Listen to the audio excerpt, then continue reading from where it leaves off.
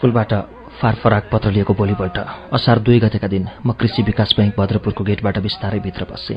हुन त त्यसअघि पनि 2-3 पल्ट म त्यो परिसरभित्र प्रवेश गरेको थिएँ, तर आजको त्यहाँ पस्नुमा मन नै अर्कै भएको थियो। किन कुनै आफन्तका घरमा प्रवेश गरिरहे झैँ लाग्दै थियो। परिसर त्यसै हेरौँ रमाउ जस्तो थियो।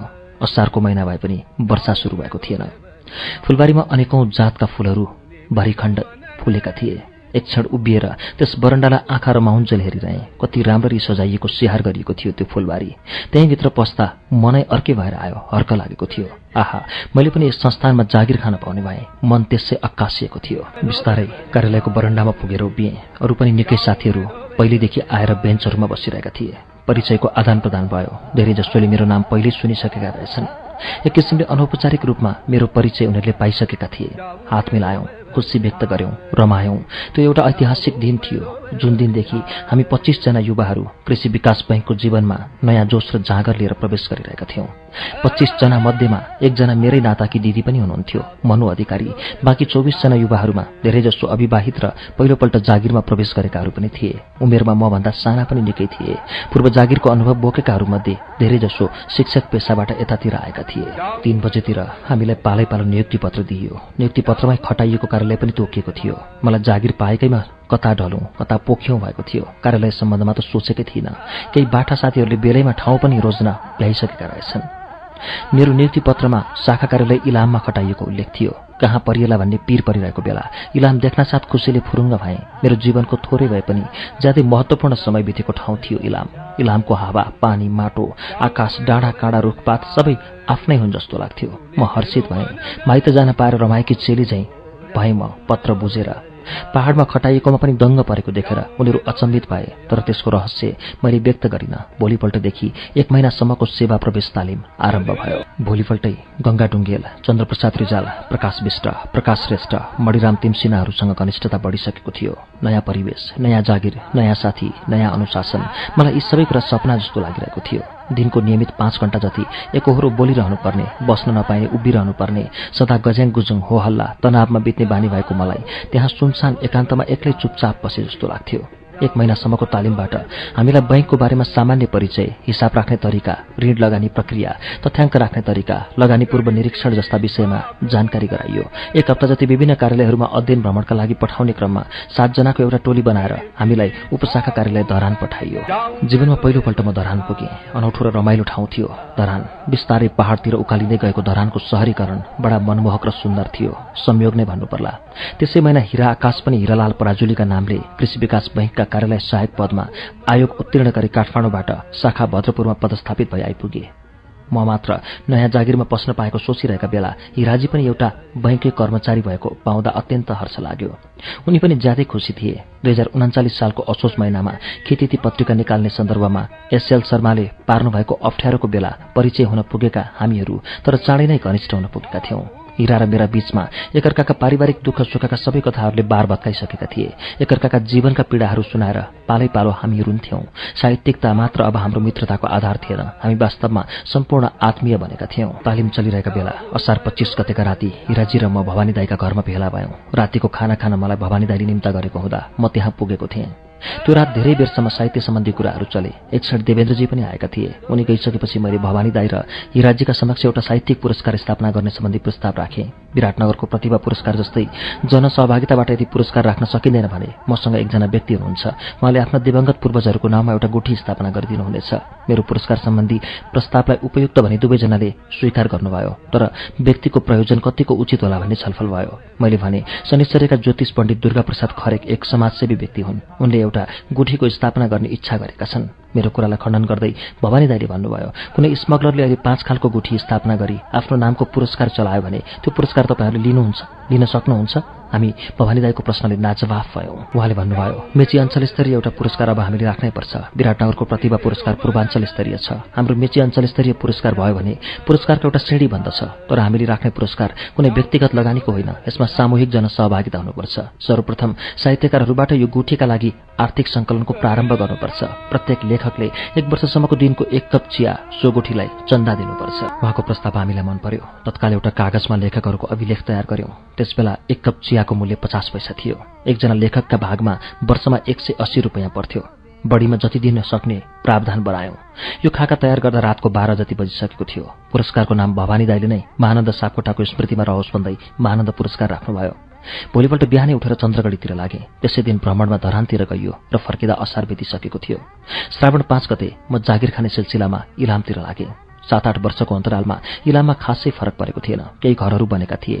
0 किलोमिटरदेखि इलाम चोक बजारसम्म सडक पिच भएको थियो। अधिकांश चिनिएका पुराना मान्छेहरूसँग भेट भयो। मलाई पुनः इलाममा पाएर पुराना साथीहरू खुसी भए। म एउटा स्थापित कविको रूपमा जागिरे भएर इलाम पुगेछु। मलाई इलामेहरूले बिर्सिनीको सट्टा झन् जोडले समातेका रहेछन्। इलाम पुग्दा धेरै वर्षपछि परदेशबाट घर फर्किएर आए चाहिँ हर्ष लाग्यो। इलाम पुगेको झण्डै 1 महिनापछि भाद्रको पहिलो हप्ताको झापाको एउटा साहित्यिक पत्रिका पढे। 2043 श्रावण 25 गते झापाको बिर्ता मोडको कन्काई बोर्डिङमा भएका साहित्यकारहरूको एक भेलाले मेची अञ्चल स्तरीय महानन्द पुरस्कारको स्थापना गर्ने निर्णय गरेछ। साहित्यकार चुडामणी रेग्मीको सभापतित्वमा बसेको त्यो भेलाले कवि भवानी घिमिरेको अध्यक्षतामा एक महानन्द पुरस्कार समितिको स्थापना गरी नेपाली साहित्य विकास समितिकै एक अङ्गको रूपमा त्यसलाई सीमित गरिएछ। समाचारले मलाई अत्यन्त हर्षित बनायो। तुरुन्त हिरा र भवानी दाइलाई खुसी भएर चिठी लेखेँ मैले। आगामी 2044 साल वैशाख 30 गतेदेखि वितरण प्रारम्भ गरिने स्थापना गरिएको सो पुरस्कारका लागि आर्थिक सहयोग जुटाउन भव्य रूपले साथीहरू जुटे। सबै युवा साथीहरू यस पुरस्कारलाई स्थापना गर्न भित्रैदेखि उत्प्रेरित भएर लागेका थिए। व्यक्तिगत सहयोग सङ्कलनका अतिरिक्त तिहारमा देउसी खेल्ने कार्यक्रम पनि बनाइएछ। तिहारमा देउसीकै लागि मात्र भए पनि मैले छुट्टी लिएँ। बडा उत्साहका साथ देउसी खेलियो। सोचेभन्दा राम्रो गरी रकम जम्मा भयो। झापाले साहित्यका क्षेत्रमा एक ऐतिहासिक कार्यको थालनी भएको थियो। भाद्रमा शिक्षा आयोगको पहिलो रिजल्ट भएछ। यसपटकको आयोगमा म उत्तीर्ण भएछु। विगत 4वटा परीक्षामा अनुत्तीर्ण भएको म यो 5औं आयोगमा उत्तीर्ण भएको खबर सुनेर मनमनै हाँसेको थिएँ। मैले स्कुल छोडेर बैंकको स्थायी कर्मचारी भएर हिँडिसकेपछि मेरो विरोधमा सायद कसैलाई पोल लगाइरहने आवश्यकता परेन। उनीहरू निश्चल रहेका कारण नियमानुसार हुँदा म उत्तीर्ण हुन पुगेको थिएँ। म शिक्षा आयोगमा उत्तीर्ण भएको समाचार सँगसँगै आमाले पठाउनु भएको एउटा पत्र पनि पाएँ। आमाले पठाएको पत्र भनेपछि डराउँदै र खुसी हुँदै खोलेँ। पत्रमा धेरै आशीर्वादहरू थिए। प्रसन्नता व्यक्त गरिएको थियो। मैले पठाएको पैसा पाएको खबर थियो। अलिक लामै गरी म शिक्षा आयोगमा पास भएको चर्चासँगै हेड सरले घरमै आएर कृष्णलाई बोलाउनु, उसको लागि ठाउँ खाली नै राखिदिएको छ, त्यो परदेशमा किन जाने, यहाँ घरको जागिर खाओस्, आमा श्रीमती छोराछोरीसँग बसेर भनेको कुरा लेखिएको थियो र लेखिएको थियो जे भए पनि हेडसरले सानैदेखि तँलाई रेखदेख गरेकै हो। जागिर स्थायी भएको छ भने उति टाढाको नयाँ जागिर किन खानु, यही शनिश्चरकै जागिर खानु, फर्केर आयो हुन्थ्यो भन्ने आशयको आमाको पत्र पढे। सुरुमा त आफू आयोग उत्तीर्ण भएको कुराले खुसी लाग्यो।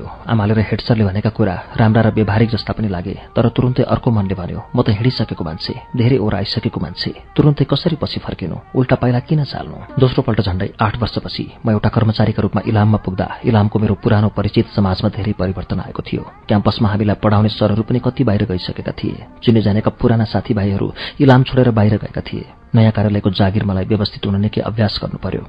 योगराज निरौला कार्यालय प्रमुख हुनुहुन्थ्यो। हाम्रै गाउँका परिचित दाइ दधिराम खरेल ऋण अधिकृत।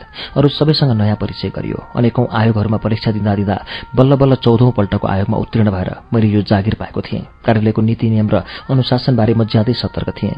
इलाम पुगेको झण्डै महिना दिन जस्तो बितिसकेपछि मैले इलाममा साहित्यिक सम्पर्कको थालनी गरेँ। हुन त त्यसअघि नै धर्म गौतम, कोमल निरौला, नारायण ओली, युद्ध वैद्य, राजेन्द्र सुवेदी आदिहरूसँग साधारण भेटघाट भइरहेको थियो। कार्यालयभित्र आफ्नो कामको प्रकृति र फुर्सदलाई अध्ययन गरी आफूप्रति कार्यालय प्रमुख र स्टाफहरूको दृष्टिकोणको अध्ययन गरेपछि मैले अनुभव गरी यस कार्यालयमा मलाई सहयोग नै प्राप्त हुनेछ र इलामको गतिविधितिर चासो बढाएँ। बेनुदाई नगर प्रमुख हुनुभएको थियो। धर्मदाईले एउटा अंग्रेजी कक्षा सञ्चालन गर्नुभएको थियो। राजेन्द्र सुवेदी क्याम्पस प्रमुख हुनुहुन्थ्यो। कोमल दाई इलाम माविको शिक्षक र कोठामै संगीतको रियाज गरिरहनुहुन्थ्यो।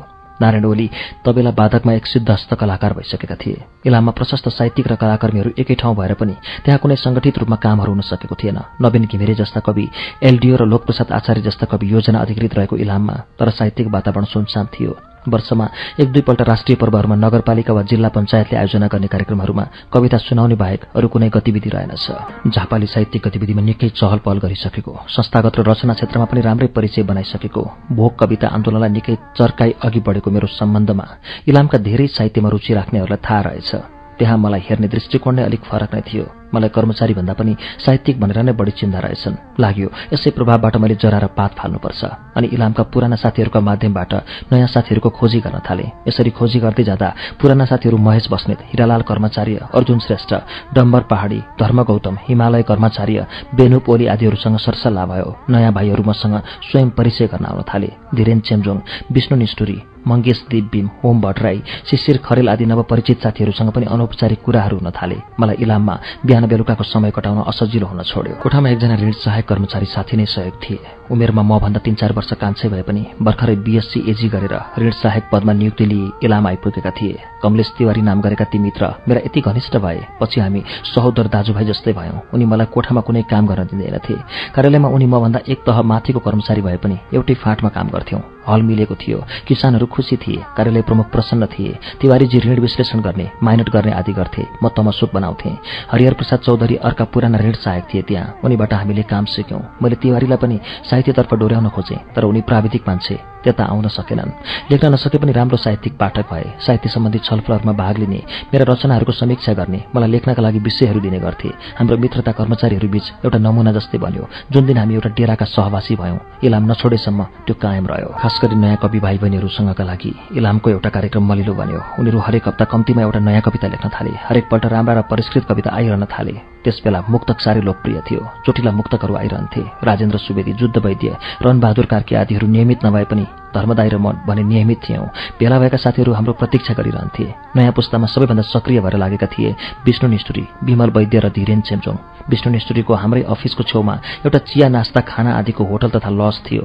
प्रायजसो अफिसबाट खाजा खान हामी त्यहीँ जान्थ्यौँ। त्यो होटलका भित्ताहरूमा राम्रा अक्षरले विभिन्न कविका कविताका टुक्राहरू, महावाणीहरू लेखेर टाँसिएको म पढ्थेँ। को रहेछ यस्ता कुरा मन पराउने यो होटलमा भन्ने लागिरहन्थ्यो।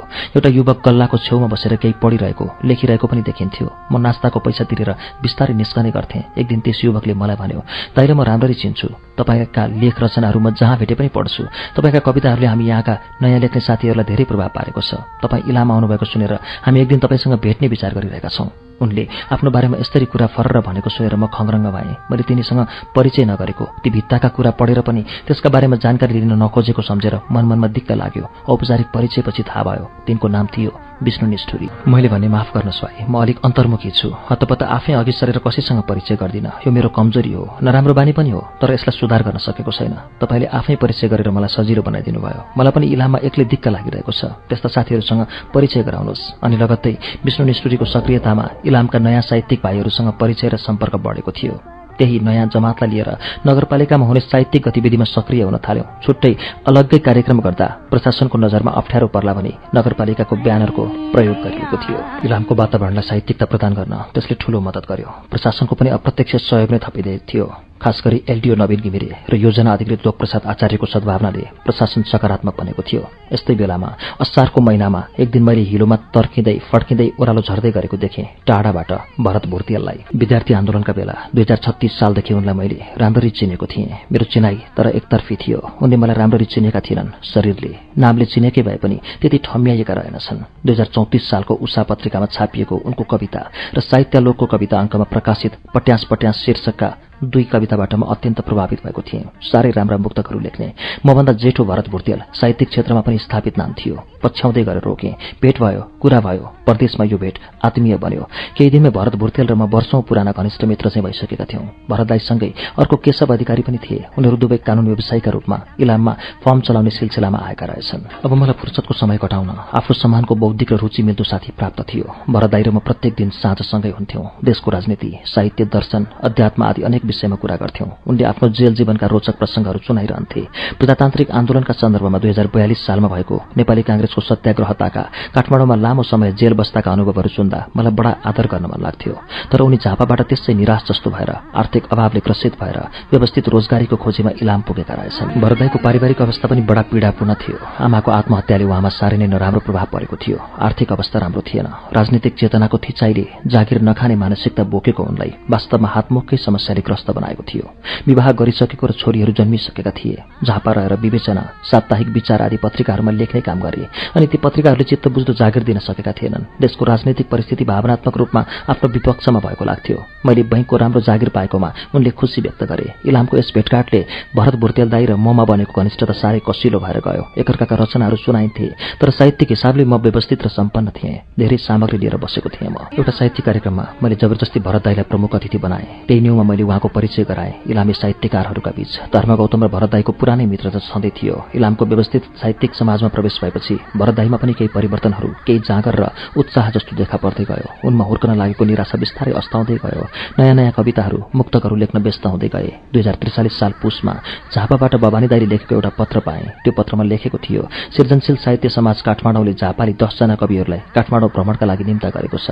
तपाईँ बिदा मिलाएर तुरुन्त झापा झर्नुहोस्। खुसीले हुरुक्क भएँ। त्यत्रो मौकामा मलाई इलाम आइपुग्दा पनि भवानी दाईले बिर्सनु भएनछ जस्तो लाग्यो। योगराज सरलाई चिठी देखाएँ। उहाँले खुसी हुँदै तुरुन्त बिदा दिनुभयो। सिसासको आयोजनामा एप्रोक्सको हलमा एक विशेष कवि गोष्ठीको आयोजना गरिएको थियो, जसमा काठमाडौँका वरिष्ठ साहित्यकारहरूको उपस्थिति थियो। कवि भवानी घिमिरेको नेतृत्वमा काठमाडौँ जाने हाम्रो समूहमा हिरा आकाश, लक्ष्मण ढकाल, अमृतलाल श्रेष्ठ, केशव आचार्य, कृष्ण धरावासी, दुर्गा दाहाल, प्रकाश बुढाथोकी, चिन्तामणि दाहाल र राजेश ढुङ्गाना गरी जम्मा 10 जनाको समूह थियो।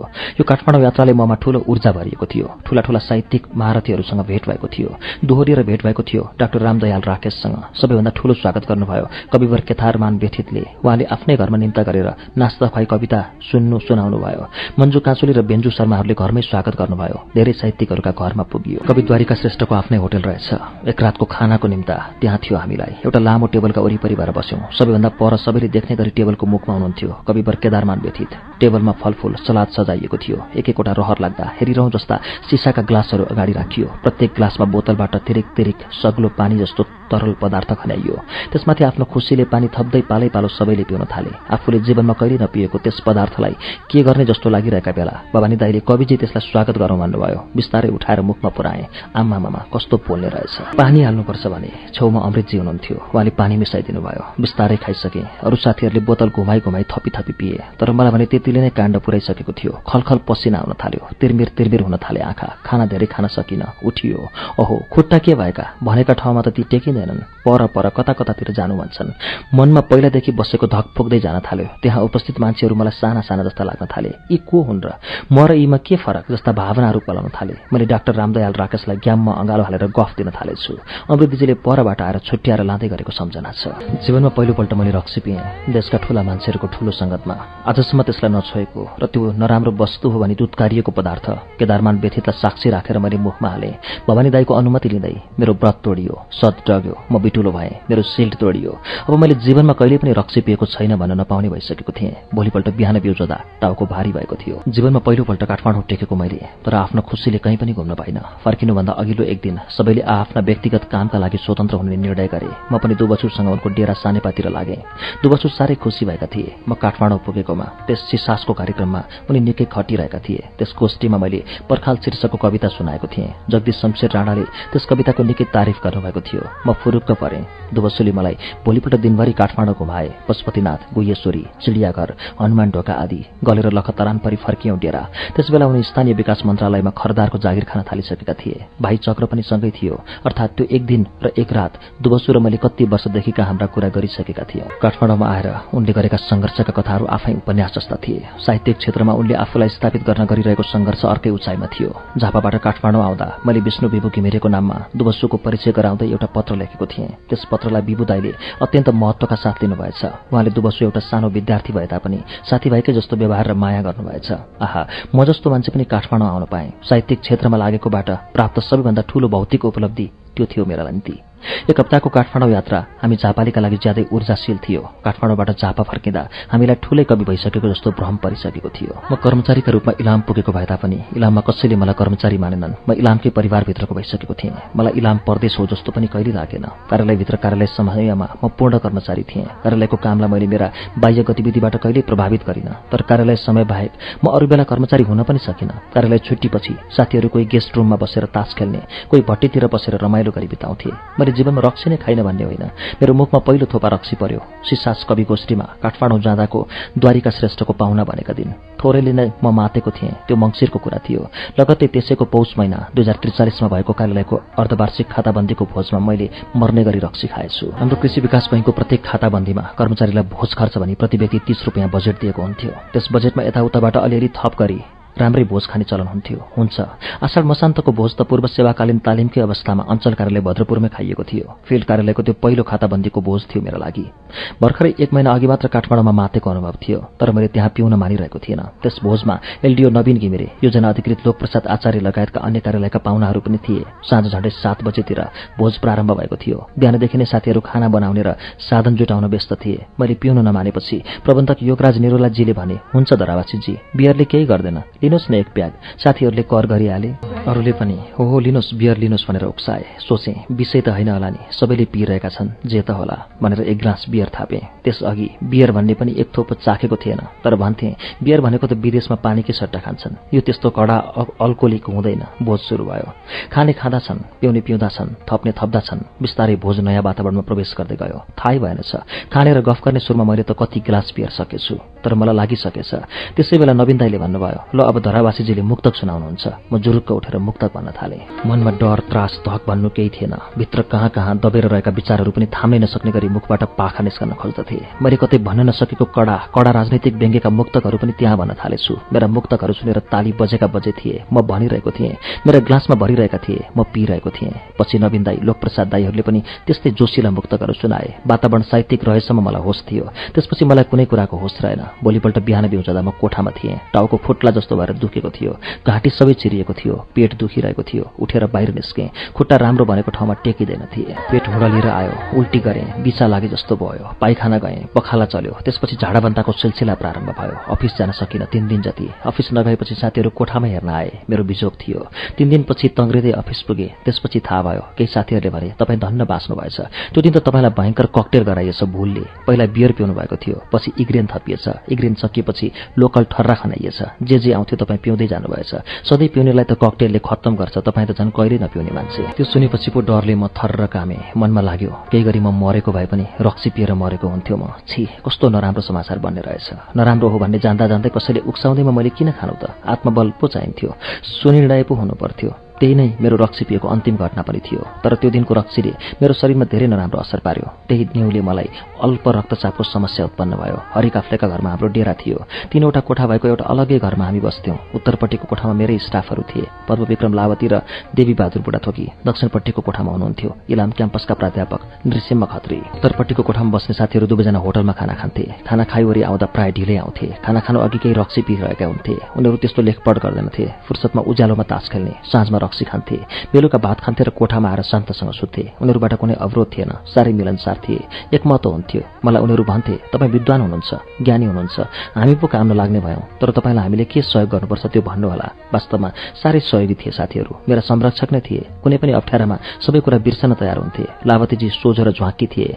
मोटो अग्लो शरीर भएको ऊ र लुत्ते मरन्च्यासे म सँगै उभिँदा जहिले पनि जसले पनि जिस्काउँथे। नभन्दै एक दिन लावतीजीले मलाई सानो नानीलाई जस्तो कम्मरमा बोकेर फोटो खिचे। पछिसम्म त्यो फोटोको चर्चा र हाँसो भइरह्यो। एक दिन बेलुका पल्लो कोठामा खाकखोक गरेको अमिलो दुर्गन्ध आएको र लावतीजी गनाएको सँगसँगै अनुभव गरेँ। पढिरहेको थिएँ। उठेर गएँ। बुढाथोकीजी खाटमा लडेको थियो। लुगाभरि भुइँभरि छादेको थियो। लावतीजी नाक थुनेर सफा गरिरहेका थिए। नपच्ने गरी किन खानु, ठिक खानु नि। मलाई त्यो दृश्य देखेर विरक्त लाग्यो। भोलिपल्ट बिहान मैले लावतीजीकै अगाडि देवीजीलाई सम्झाएँ, हामी घरबाट यति टाढा जागिर खान आएका, हाम्रो आफ्नो भन्नु हामी एकअर्काहरू नै हौँ। यो दुःख गरेर 2-4 पैसा जोगाई भविष्य र घरको लागि केही गर्नु हाम्रो प्रमुख दायित्व छ। पैसा जोगाउनुपर्छ, स्वास्थ्य जोगाउनुपर्छ, इज्जत जोगाउनुपर्छ। समाजमा इज्जतिलो भएर नहिँड्नु। के गरेको तपाईँहरूले? खाए पनि एउटा टुङ्गोमा खानु, शरीरले थाम्ने गरी खानु, कोठामा साथीलाई छात सोर्याउने गरी खाने हो। देवीजी, मलाई हिजोको तपाईँको रूप मन परेन।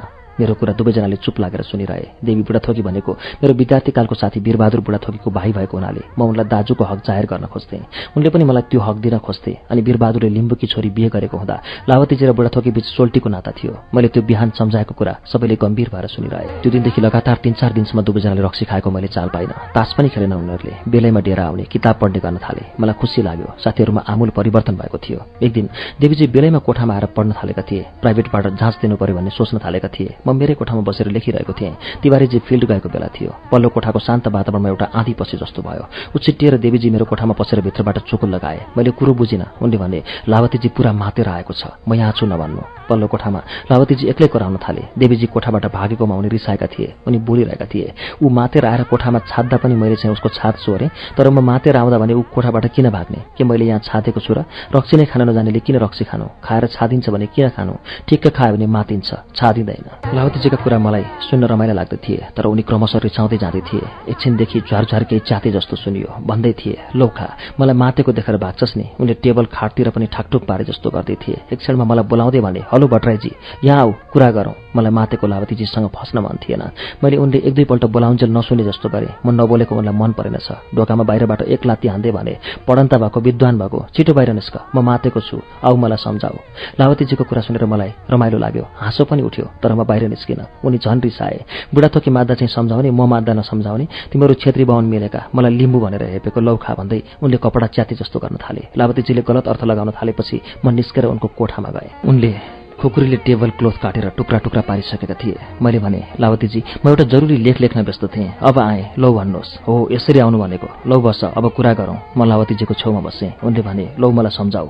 मैले भने, हेर्नुहोस् लावतीजी, यो रक्सीले हामीलाई कहिल्यै राम्रो गर्दैन। यसले हाम्रो पैसा नष्ट गर्छ, स्वास्थ्य बिगार्छ, सामाजिक प्रतिष्ठा गिराउँछ, स्मरण शक्ति नष्ट हुन्छ, अरूले हेप्छन्, जिस्काउँछन्। मेरो कुरा सुनेर उनी खुसी हुँदै मलाई बसेको ठाउँबाट जुरुक उठाएर काखमा सानो बालकलाई जस्तो सुताए। उनले भने, यस्तो ज्ञानी छ मेरो साथी, बाहुनलाई कहाँबाट बुद्धि आउँछ? हामी राई लिम्बू साँच्चै रक्सीले नै बिग्रेको हो, बुझ्यौ भट्टराई? म उनको काखबाट उठ्न खोज्दा एउटा हातले थिच्दै, सुत न सुत, मेरो विद्वान साथीलाई म एकछिन काखमा राख्न सक्दिनँ र, कुरा गरौँ। उनले यसो भने। म एकछिनपछि चुप लागेर उनको काखमा सुती उनकी अनुहारतिर हेरिरहँदो भएँ। कुरा गर्दै हाँस्दै गर्दा गर्दै अघि कति बेला टेबलमा राखी छाडेको खुकुरी उनको हातमा परेछ। हाँस्दै उनले खुकुरी हातमा लिएर जिस्कन थालेपछि चाहिँ मलाई मनमा जससँग चिसो पस्यो। हतियारसँग जिस्कनु खतरापूर्ण हुन सक्थ्यो। लावतीजी भने खुकुरीलाई मेरो किर्किलेसम्म लगाउँदै के गरौँ, काटौँ भन्दै हाँस्न थालेका थिए। वास्तवमा नै म डराएँ। त्यसबेला मलाई कृष्ण र खुकुरी भन्ने कथा जलजली याद आयो। अनि मैले उनको त्यो कुरालाई वास्तै नगरे जस्तै अनेक प्रकारका उनलाई प्रशंसा गर्ने विषयहरू निकालेँ, भुल्याउन थालेँ। नभन्दै एकछिनमा उनले खुकुरीलाई एकातिर राखेर मलाई मुक्त गरिदिए र आफै ओछ्यानमा डङ्ग लडेँ। लड्ने बित्तिकै निदाइ पनि हालेँ। मलाई लाग्यो आज मेरो प्राण बच्यो। ख्यालख्यालमै उनले केही नगरेको भए म त मरिसकेको हुन्थेँ। उनी म मातेको थिएँ, होस भएन भन्थे। छे, कति साह्रो डराएछु म। मातेकै भए पनि त्यति साह्रो होस त मान्छेले गुमाएको हुँदैन नि, तर म साह्रै काँतर रहेछु जस्तो लाग्यो। भरे चाहिँ लावतीजी निदाएपछि बुढाथोकीजी बिस्तारै कोठामा बसेर खुस्रोक सुते। भोलिपल्ट बिहान मैले लावतीजीलाई भने, लावतीजी, तपाईँले मातेर त्यस्तो पनि व्यवहार गर्नुहुन्छ? मेरो त सातै लिनु भयो नि। उनले आफू मातेर केही तलमाथि हुन गएकोमा क्षमा मागे। साह्रै सोझो र असल थिए वास्तवमा उनी। तर त्यसपछि लावतीजीलाई त्यहाँ बस्न अप्ठ्यारो पनि लागेछ। भोलिपल्ट डेरा सरे। बिदाको एक दिन घुम्दै सिन्फ्रिङ पुगेँ। आफूले साह्रै रमाइलो र प्रसन्नता साथ बिताएको त्यस घरलाई चित्त बुझ्ने गरी दोहोऱ्याएर हेरेँ। तर घरको अवस्था निकै नै दयनीय भएको थियो। म सुत्ने कोठामा बाख्राको खोर बनाइएको रहेछ।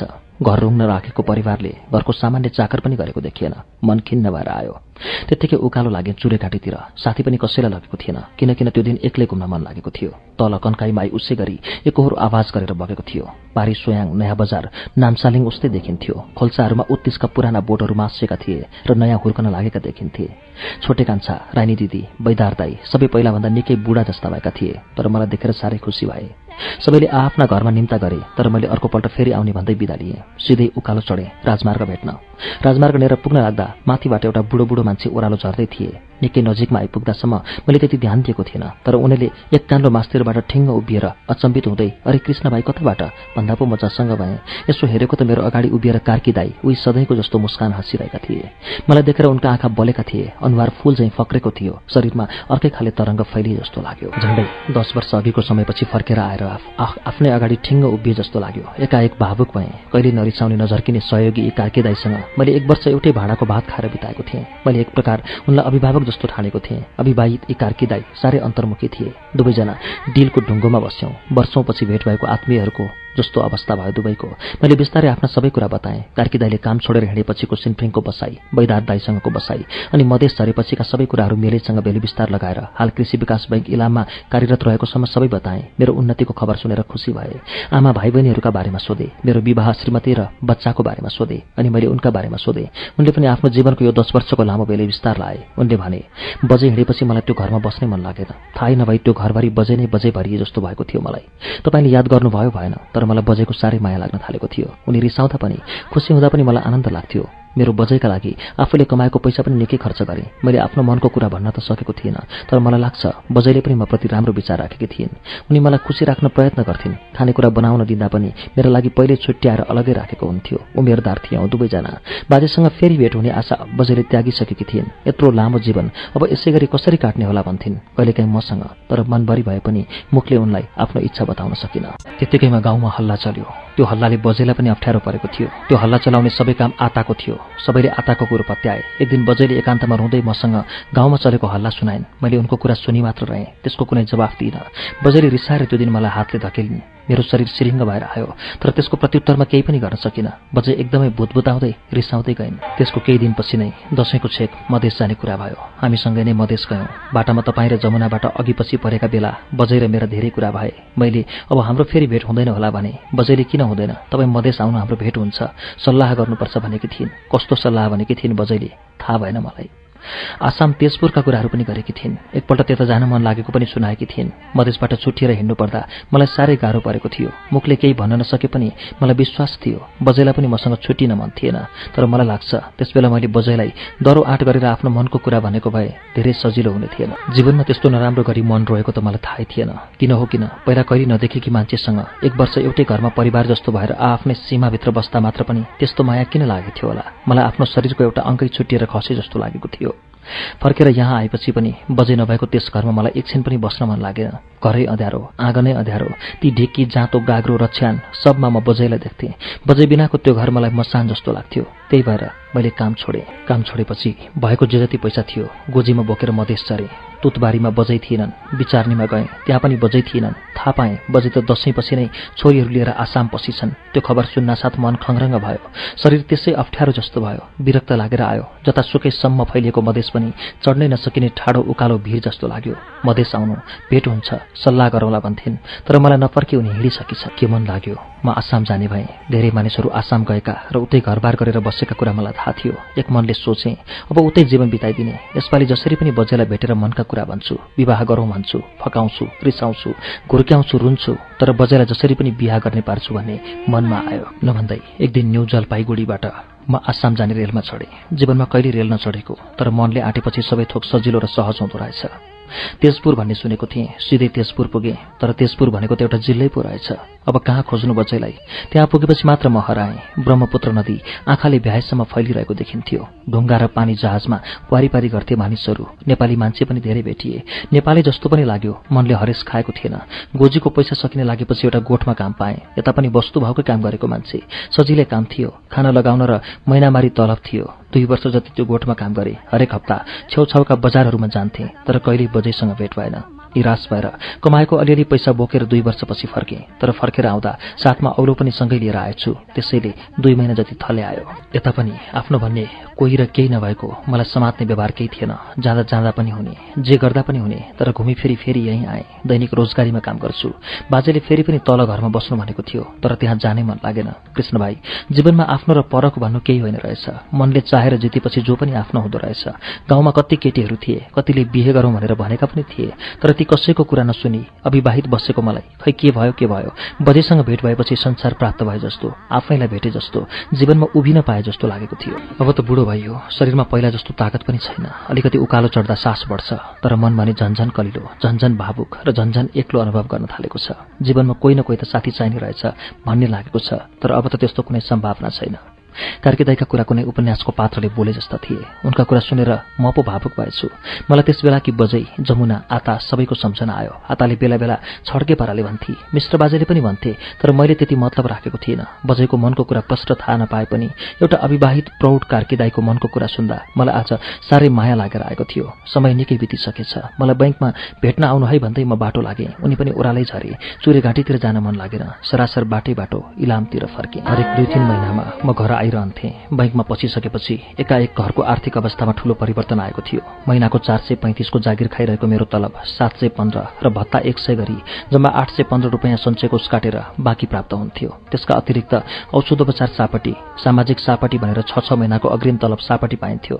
सवारी सापटी भने 1000 रुपैयाँ साइकल किन्न पाइन्थ्यो। यस्ता सापटीका सुविधाहरूलाई पनि उपयोग गर्दा एकैचोटि थुप्रै नगद हात पर्ने हुँदा घरका धेरै अप्ठ्यारा व्यवहारहरू मिलाएको थिएँ। महिनामा पैसा पठाउँथेँ, त्यसले घरको खर्च चल्थ्यो। 1 वर्षलाई पुग्ने धान एकैचोटि किनेर राखिदिन थालेको थिएँ। भरे के खाने भन्ने समस्याबाट घर मुक्त भएको थियो। मैले जब वर्ष दिनमा पुग्ने अन्न सुरक्षित गर्न सकेँ, त्यो दिन मलाई आफ्नो जीवनको सम्पूर्ण उद्देश्य पूरा भए जस्तो लागेको थियो। एक दिन मैले आमालाई भने, अब यो चुर दोकान छोडे पनि हुने आमाले। बजारमा चुर दोकानहरू पनि धेरै भए, खासै बिक्री पनि हुँदैन। बरु घरमै बसेर आराम गर्नु, कोठीबारीमा सागसब्जी लगाउनु। उहाँले भन्नुभयो, तेरो कुरा त ठिकै हो, तर यो 15-20 वर्षदेखि लागेको बजार बस्ने बानी कसरी एकैचोटि छुट्छ? फेरि तेरो तलबले मात्र मेरो घरको सम्पूर्ण खर्च कसरी टर्छ? कमाएको थोर बहुत जम्मा गर्दै गइएन भने कसरी कमाइन्छ? सबैजना घरमा चुप लागेर बसेर त एउटाको कमाई कसरी खानु? मानिसले काम गर्न सकुन्जेलसम्म आफूले गरिरहेको पैसा छाड्नु हुँदैन। यही चुर दोकानले आजसम्म बचाएर ल्याएको छ, अलिअलि कमाई हुन थाल्यो भन्दैमा त्यसलाई चटक्कै किन छोड्नु? मलाई केही अप्ठ्यारो भएको छैन, जुन दिन अप्ठ्यारो पर्छ त्यसै दिन छोडौँला। आमाका अघि मैले बोल्न सक्ने कुरै थिएन। मेरो बैंकको जागिरले सबै आफन्तहरू प्रसन्न थिए, ससुरालीहरू पनि प्रसन्न थिए, श्रीमती पनि पहिलाभन्दा धेरै खुसी देखिन्थिन्, भाइ बहिनीहरू पनि राम्रैसँग पढिरहेका थिए, उनीहरूले पनि घरलाई गुल्जार बनाउँदै थिए। कहिलेकाहीँ केटाकेटीका कारणले आमा र सीताजीको ठाकठुक परेको म थाहा पाउँथेँ, तर कहिल्यै पनि त्यसलाई मैले थाहा पाए चाहिँ गरिनँ। उनीहरू आफै रिसाइरहेका हुन्थे, आफै मिलिरहेका हुन्थे। घरभित्रका विवादहरूमा मैले कहिल्यै आफूलाई प्रवेश हुन दिइनँ। आमाले चुर दोकानबाट कमाइने पैसा बिस्तारै थोरै थोरै गरी सञ्चित गर्न थाल्नु भएको थियो। पहाडदेखि कस्तै दुःखका बेला पनि बचाएर ल्याएका सुनका गहनाहरू मामाहरूको जग्गा सम्बन्धी षड्यन्त्रमा परेर 150 रुपियाँ तोलाका दरले मुरली गट्टानीलाई बेचेपछि आमाका नाककानमा गहना फेरि चढ्न पाएका थिएनन्। जीवनको खाउँ खाउँ लाउँ लाउँ भन्ने उमेरमा आमालाई परिवार बचाउने सङ्कट नै सबैभन्दा ठूलो बनेको थियो। मिठो खाने र राम्रो लगाउने सपना त आमाले देख्नु पनि बेकार थियो। त्यसबेला बुच्चे बनेका नाककानमा अब गहना लगाउने रहर आमामा बिस्तारै पलाउँदै आएको थियो। त्यसका लागि मैले आमालाई अलग्गै पैसा त दिन सकिनँ, तर उहाँले दोकानबाट कमाएको पैसाको पनि कुनै हिसाब खोजिएन।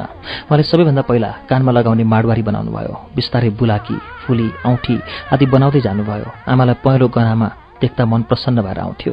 कहिलेकाहीँ सीताजी पनि आफूलाई गहना लगाउन मन लागेको कुरा गर्थिन्। म उनलाई सम्झाउँदै भन्थेँ, आमाले सारा घर गहना बेचेर हामीलाई हुर्काउनु भयो, उहाँले गहना लगाउन रहर गर्नुभएको छ, तिमीलाई म पछि गहना किनिदिउँला। मनमा जे सोचे पनि उनले मेरो अनुरोधलाई मानेको अभिनय गर्थिन्। मनमा खुसी लाग्थ्यो, मलाई सीताजीले साह्रै सहयोग गरिरहेकी थिइन्। 2044 सालको वैशाखतिर एउटा राम्रो अक्षरमा मेरो नाम लेखेको खाम पाएँ। त्यस्ता राम्रा अक्षरले लेख्ने मेरा आफन्त कोही थिएनन्। कौतूहलतापूर्वक खाम खोलेँ, भित्र एउटा कार्ड थियो, त्यसमा लेखिएको थियो, मेरो माटोको माया भन्ने निबन्ध गरिमाको आषाढ महिनाको अङ्कमा प्रकाशित हुनेबारे पूर्व जानकारी गराइएको थियो। गरिमाका कार्यकारी सम्पादक विष्णु विपु घिमिरेका रहेछन् ती अक्षरहरू।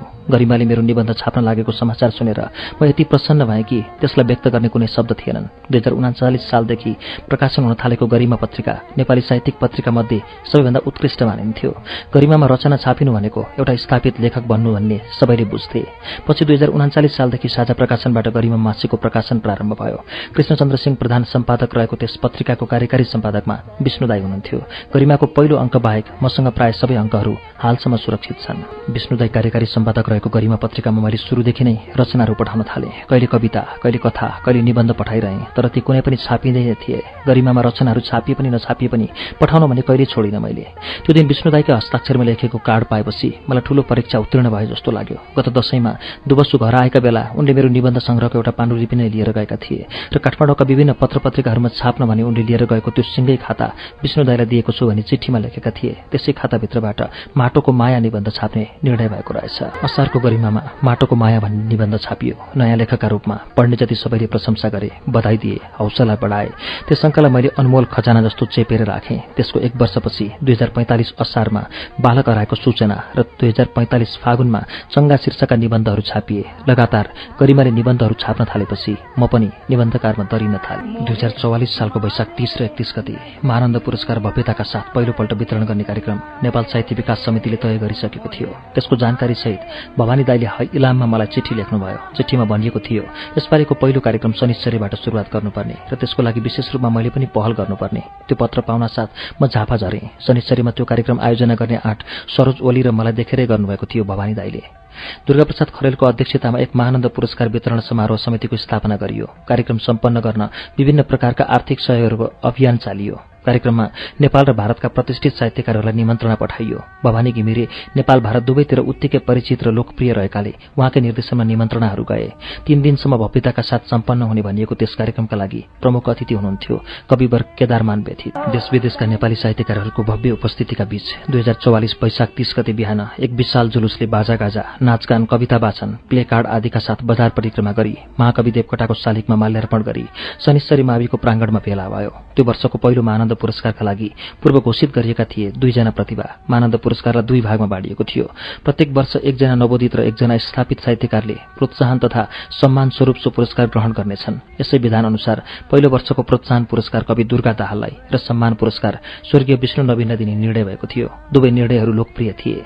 बाजागाजा बजाउँदै बिहेको लगन गरे झैं भव्यताका साथ पुरस्कृत प्रतिभाहरूलाई स्टेजमा लगेर फूलमाला अबीर आदिले पुरेर प्रदान गरिने पुरस्कारले जस कसैलाई पनि त्यो प्राप्त गर्न लालायित तुल्याउँथ्यो। मानन्द पुरस्कार समारोह सकिँदा मेरो पनि 15 दिनको बिदा सकिएको थियो। अफिस गएँ, मनमा डर लागिरहेको थियो। बैंकको कर्मचारी भएर यति लामो बिदामा बसेकोमा प्रबन्धकले के भन्नु होला भन्ने लागेको थियो। तर शनिश्चरीको भव्य समारोहको समाचार रेडियो र पत्रपत्रिकाबाट सुनेर उहाँ त खुसी हुनुभएको रहेछ। कार्यक्रम सफल गरेर फर्किएकोमा बधाई दिनुभयो।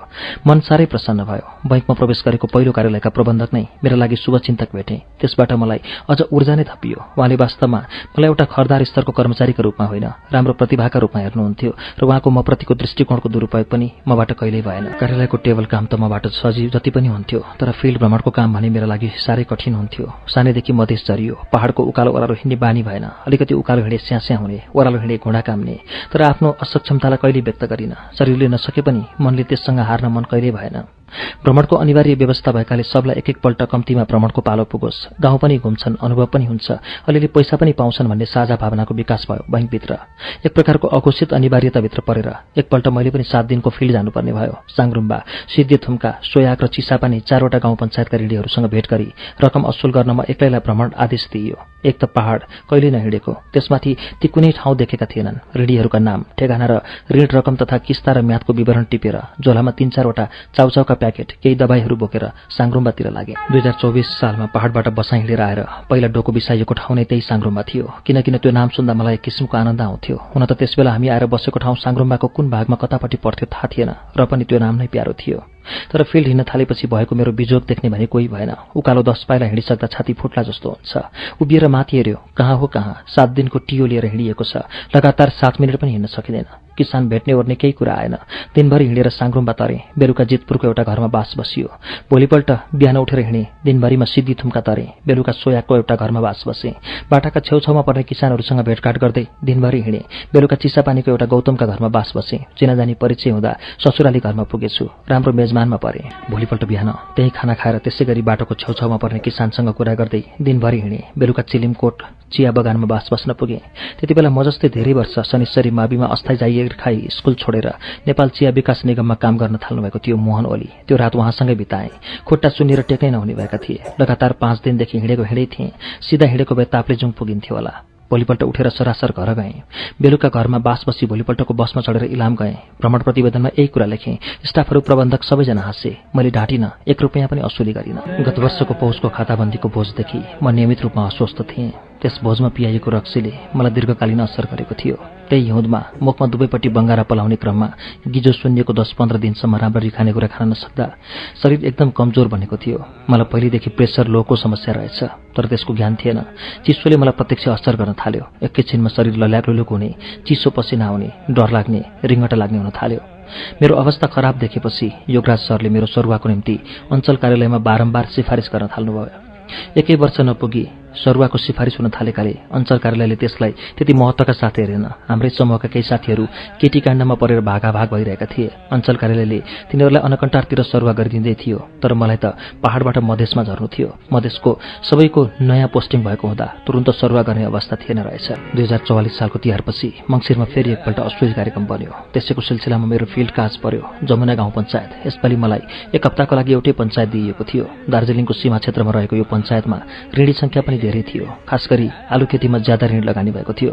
नदेखेकै थियो यो पञ्चायत पनि। यसपालि योगराज सरले टिओमा सही गर्दै हाँसेर भन्नुभयो, दरावासीजी, यसपालि त जति हिँडे पनि त्यही पञ्चायतभित्र मात्रै हिँड्नुपर्छ। धकफुकाएर घुम्नु होला। पहाडमा जति दिनको लागि भ्रमणमा गए पनि एक्लै जानु पर्दो रहेछ। साथी बेगर पुरानै तरिकाले 2-4 पोका चाउचाउ, दबाई आदि बोकेर लागे। उभै उभो सुलुबुङसम्म त विद्यार्थी कालमै म पुगेको थिएँ। पार्वती काकीको माइती सुलुबुङ नै भएकाले 2036 सालमा वैशाखमा म उहाँसँग त्यहीँ गएर 4-5 दिनसम्म बसेको थिएँ। त्यसै बेला माई पोखरी, हुतलुङ, देउराली आदि ठाउँहरू घुमिसकेको थिएँ।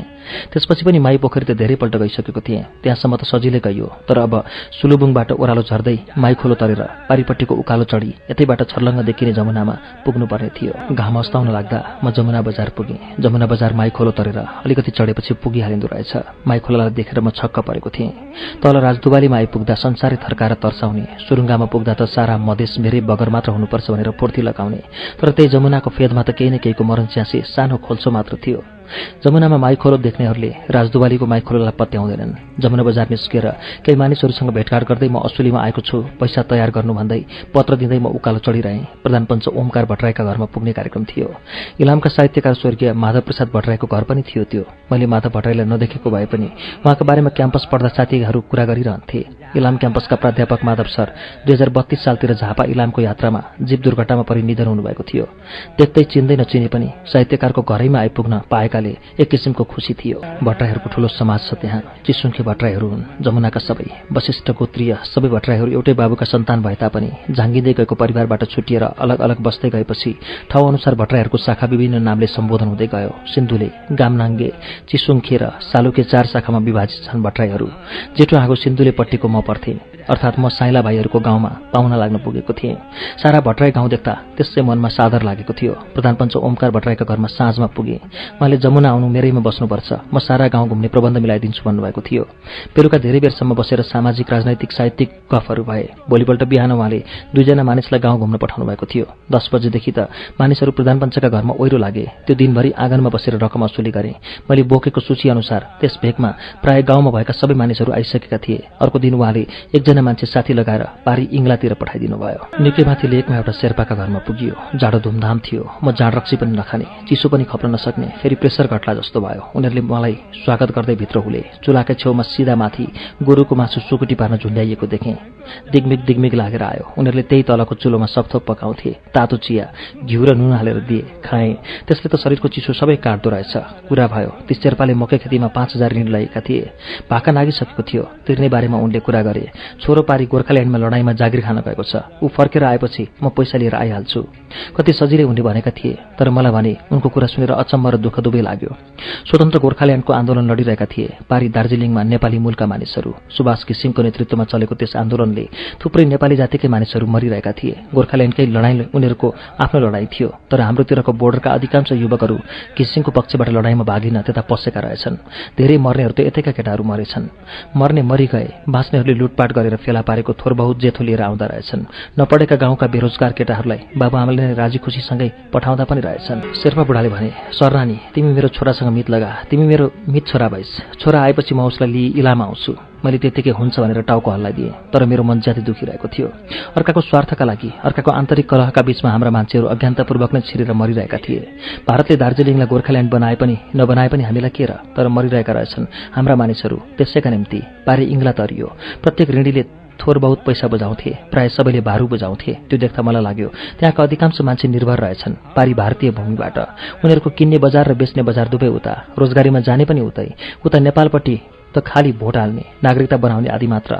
आधा मानसिकता उनीहरूको भारतीय नै थियो। सानोतिनो कुरा गर्दा पनि उतैपट्टिको गर्थे। पारीका नेताहरू उनीहरू धेरै चिन्थे। गोर्खाल्यान्डमा मरेका यतापट्टिका केटाहरूको कुरा गर्दै बहादुर रहेछ, शहीद भयो भन्थे। उनीहरूको कुरा साह्रै दुःख लाग्दा थिए, तर म उनीहरूलाई बुझाउन सक्दिनथेँ। सयौं वर्षदेखि त्यसरी नै चलेर आएका उनीहरूलाई आज मैले राष्ट्रियताका, स्वाभिमानका कुरा कसरी बुझाउन सक्छु? यता सरकार उनीहरू भएका ठाउँमा कहिले के लिएर पुग्थ्यो? न बाटोघाटो, न राम्रो बजार व्यवस्था, न बत्ती बिजुली, न सञ्चारको सुविधा, न राम्रो स्कुल, न यातायात।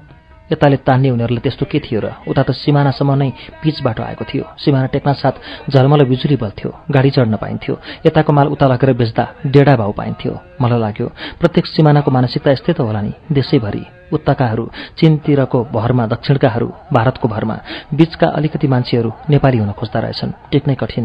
5 दिनको जमुना भ्रमणमा मैले भारू 20,000 रकम असुली गरेको थिएँ। सबै रकम झोलामा बोकेर डाँडा खोल्सा पाखा घरै घर घुमेँ।